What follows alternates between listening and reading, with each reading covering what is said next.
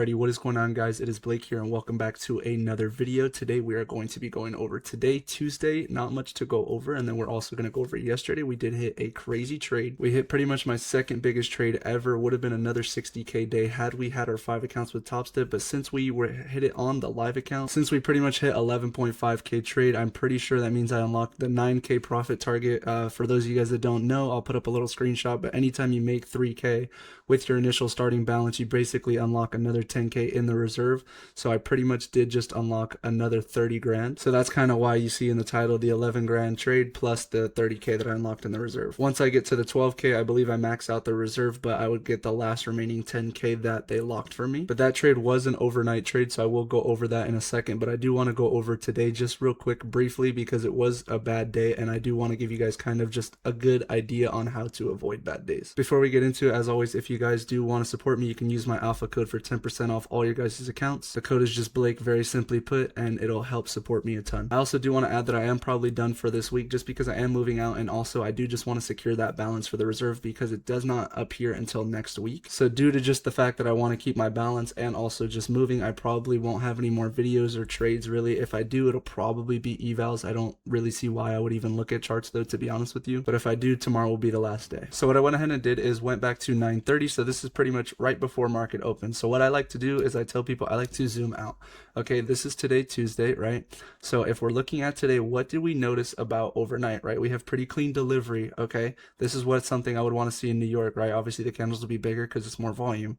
But one thing I noticed initially is that we took the cleanest draws overnight, okay? So one thing I noticed here, we took this draw, and then over here, pre-market, we just don't really do much. Now, what else is significant? Okay, we also have a swept high here. So now what does that mean? We have high resistance here. We have high resistance there.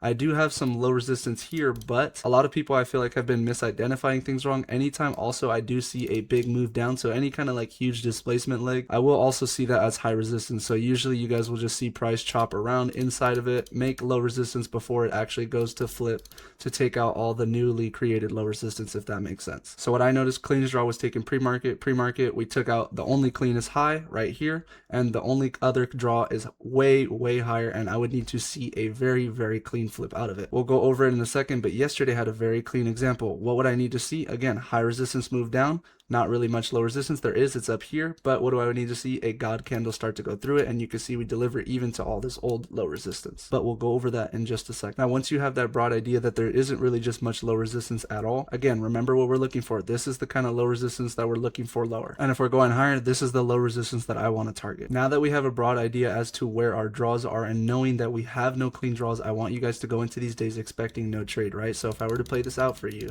you can pretty much see what do we do again. We take the newly created high that was created here, and then what are we going to do? We're going to take the only other draw lower, and then what are we going to do? Absolutely nothing for the rest of the day. We took another session draw, and then what are we going to do? Absolutely nothing for the rest of the day. Why?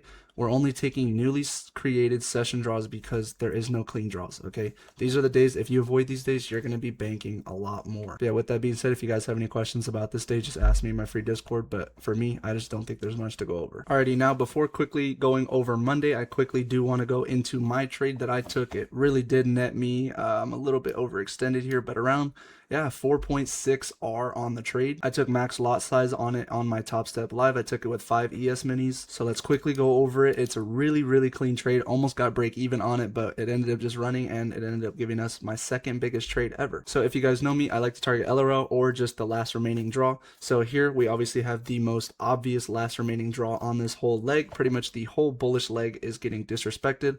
Once I saw this last leg get inversed on this little fair value gap, that's when I was looking for my retrace. But of course, I don't want to bottom blast. One thing I've noticed about these candles, like even if it's the last inverse and it's a displacement candle like this, I always will expect some sort of retrace. If you want to just take the close and assume the risk, that's fine. I wanted a better entry because I was going in with heavier size. So what did I do? You guys can see it exactly marked out here. I wanted to see a retrace into this inverse and also maybe midpoint of this inverse. If we got a retrace into midpoint of this inverse, then I was going to take my entry. More added confirmation, yes, MQ was following. And of course, what do we have? We have one fair value gap that I'm expecting to get created because not only did we get an inverse, but I wouldn't expect a really deep retrace and no fair value gap to be left behind if we already inversed this. So this should just become a wick or a small retrace. So I'm expecting this to become a fair value gap, and I even have a higher fair value gap. For those of you guys that know, I love having two fair value gaps in my leg because if we're truly bearish, what are we going to do? We're going to tap the first one, we're going to go lower. So that gives you an easy stop placement as well. I will say though, if you do like to limit the gaps or take something midpoint, I will give yourself the extra breathing room, which is what I did in this case. So it's still about 5R, and I just adjusted it for you guys. 5.8, but you guys get the point. So next candle opens up and retraces beautifully back into the inverse. So all I'm seeing now is, since this isn't that big of a a wick, so now I'm actually expecting a retrace into this first fair value gap, because if this was like, say, a bigger wick, maybe we can see a rejection off the wick, but this really isn't that significant. So I would be expecting some sort of a bigger retrace here, but that's why we have the bigger stop. Again, your magnet is the draw on liquidity right here. This is the freeze break even ever, and you have your displacement like here. Really, there's nothing else to talk about. Play out a few candles, it delivers to this nice first clean draw. What do? We go break even. Of course, this is why I really like having a good entry. If you just took that first close, you're getting a break even. Because I took that limit on the inverse, we ended up keep closing. I took it to this first 1 hour draw that I have marked out here. Now this is where it gets a little bit tricky. A lot of people like to trail their stops differently. Me, I'm going to take the same exact trade idea lower. So what do I have here? I have one newly created fair value gap, and I have a secondly created fair value gap. If we're really bearish, what are we going to do? We're going to tap the first one and go lower. So I'm going to get rid of this draw so you guys can see it easier. But what are we going to do? We're going to tap this first fair value gap and go lower. So where did I trail my stop? Right here. You can see I play out a few more candles. What ends up holding, it's that first fair value gap, and it sends us lower. And now I'm going to show you guys what I target. It's a little bit wonky, but the final target, it's personally what I thought could be like a potential rejection. So looking at the 4 hour here, obviously this is before the rejection, but not only did we take this low, and NQ also failed to take this low, so now we have a higher time frame SMT, but also this wick did sketch me out. So I'm going to show you guys what I looked at as an old low to see potentially a reaction. Now that we're on the hourly, you can see this is that old 4 hour wick, and then this is an old low. So I just wanted to see if maybe we reacted off an old low. Yes, I know that this is already swept. I just want to see, at this point, I'm already heavy size. I'm just looking to exit the trade. I'm looking for any signs of rejection, any times just to get out. And this is pretty much lines up with that old wick. So I was fine with getting out there. Really don't have to overcomplicate it. I know this is an old swept draw. I just saw it, and honestly, I just targeted it. Okay, it's nothing really overcomplicated. It lined up with the wick. I didn't want to target the full wick, and it saved me pretty much. It was low of the day. So, and to be completely honest with you, had we just rejected there, I probably would have got trailed out somewhere over here. I wouldn't have let this day slip away from me. But this is what I mean. If it's low resistance, truly, what are we going to do after we take the first draw? We're going to continue lower to these other draws. All you have to do is trail your stop. And then you guys can obviously see why, right? I did not like that wick. It ended up being low of the day here, as you guys can see.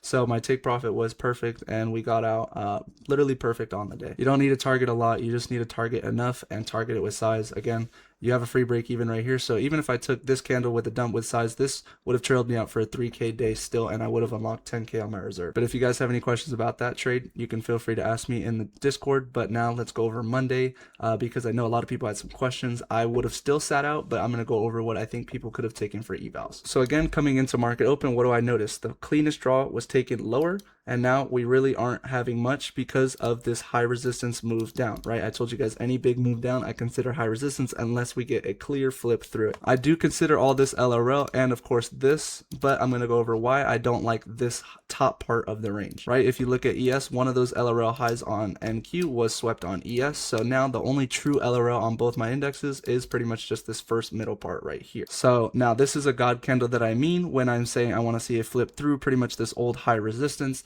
Now, of course, this candle is really late, so that's why, again, I personally still would have sat out for XFAs. Remember, I said I don't really like this higher range unless we get another candle following like this. Unless you're saying I'm okay with taking this, going break even somewhere in here, and then targeting that full extent, I think that's fine as well. But the main thing I do want to go over is if you're struggling to pass evals, okay, a candle like this with this much volume to a pretty much clean set of draws like this, if you're full porting at least on top step accounts, a 50K, you risk 2,000. You don't need to even put all the way at the body of this candle. This is a 200 point candle, okay? So you can pretty much just put it at 75%. This is a 0.75 R trade right here. So if you put your TP right here, be 1,500, you risk 2,000. You would pass half your evals like every time. Like, you guys need 2 trades like this, okay?